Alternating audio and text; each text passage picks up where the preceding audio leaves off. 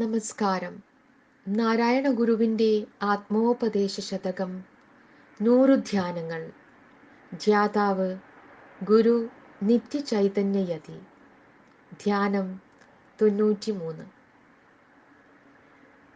ചലമുടലറ്റ തനിക്ക് തൻ്റെ ആത്മാവിലുമധികം പ്രിയവസ്തുവില്ല അന്യം.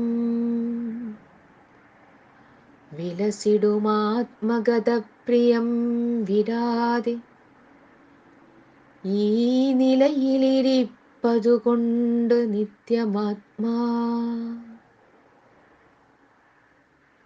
ഒരേ സമയത്തു തന്നെ രണ്ടു ജീവിതം നമ്മളിൽ നിന്ന് സമാന്തരമായി ഒഴുകുന്നു. ഒന്ന് നൈമിഷികമായ വസ്തുലോക പ്രപഞ്ചമാണ്. അവിടെ ഇന്ദ്രിയങ്ങളെ വെളിയിൽ നിന്നും വരുന്ന ഊർജങ്ങൾ പ്രചോദിപ്പിക്കുന്നു.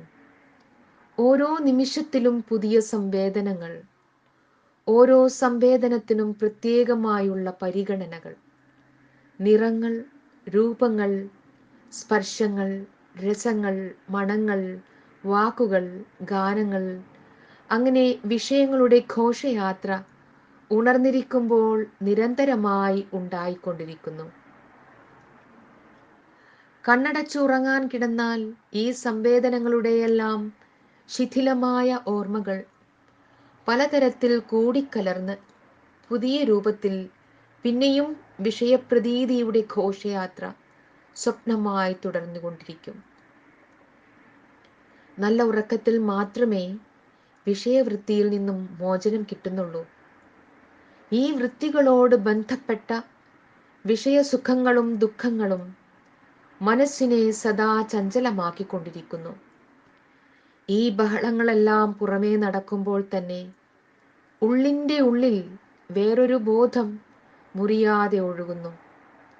അത് ശാരീരികമായ അനുഭവങ്ങളുടെ സഹകാരിയായ ബോധമല്ല, സാക്ഷി മാത്രമാണ്. ഓർമ്മ വയ്ക്കുന്നതിന് മുമ്പ് തന്നെ ഈ അറിവ് ഉള്ളിലിരുന്ന് തിളങ്ങുന്നുണ്ട്.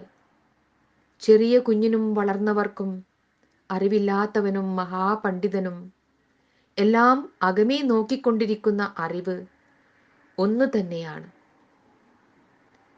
നാം പൊട്ടിച്ചിരിക്കുമ്പോഴും കണ്ണുനീർ വാർക്കുമ്പോഴും ഒരിക്കലും മുറിയാത്തതും രൂപാന്തരപ്പെടാത്തതുമായ ഈ അറിവ് ഉള്ളിലിരുന്ന് അനുഭവങ്ങളെയെല്ലാം നോക്കിക്കാണുന്നുണ്ട്. ഒരാൾ ജ്ഞാനിയോ യോഗിയോ ആയിത്തീരുമ്പോൾ ബാഹ്യവിഷയങ്ങളിൽ സാധാരണക്കാരൻ അറിയാതെ ശ്രദ്ധിച്ചു പോകുന്നത് പോലെ ഈ അന്തർജ്യോതിസിലേക്ക് നിരന്തരമായി ശ്രദ്ധ പോയിക്കൊണ്ടിരിക്കും. അയാൾ ആത്മാവിനെയും ആനന്ദത്തെയും ബ്രഹ്മത്തെയും ഒന്നു തന്നെയായി അറിയുന്നത് കൊണ്ട് ഈ അറിവിനെ എല്ലാറ്റിലും ഉപരിയായി കരുതി അതിൽ തന്നെ ശ്രദ്ധാലുവായി കഴിയും. നമ്മുടെ അന്ധകരണത്തെ മനസ്സ്, ബുദ്ധി, ചിത്തം, അഹങ്കാരം എന്ന് 4ആയിട്ടാണല്ലോ തരം തിരിച്ചിരിക്കുന്നത്. അതിൽ അവസാനം വരുന്നതാണ് അഹങ്കാരം.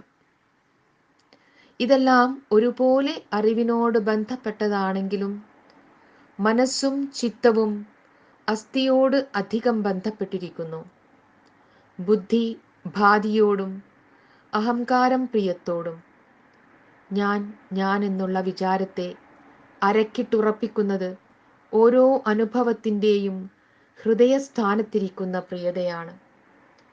അസ്ഥിതയുടെ അടിസ്ഥാനം ആത്മാവിൻ്റെ സദ്രൂപതയാണെങ്കിലും അവിദ്യ കൊണ്ട് അസത്തിനെ അസ്ഥിതയുള്ളതായി കരുതാനിടയുണ്ട്. അതുപോലെ തെറ്റായ ധാരണയെ ഭാതിയായി എണ്ണാറുണ്ട്.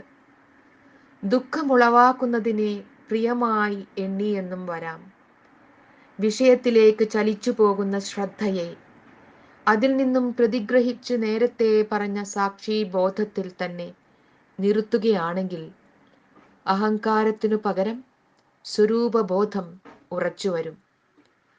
ആത്മാവിൻ്റെ നിത്യത്വം പുതിയതായി സ്ഥാപിക്കേണ്ടതായിട്ടില്ല. പ്രിയം വിഷയഗതമായി പോകാതെ ആത്മഗതമായിരിക്കുന്നതിനു വേണ്ടി എപ്പോഴും ശ്രദ്ധയുണ്ടായിരുന്നാൽ മാത്രം മതി.